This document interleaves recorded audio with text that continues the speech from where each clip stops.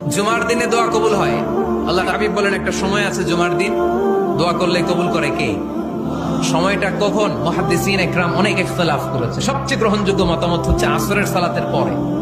জুমার দিন আসরের সালাতের পরে সূর্য ঢলে পড়ার আগে দোয়া করলে কবুল করবে কে?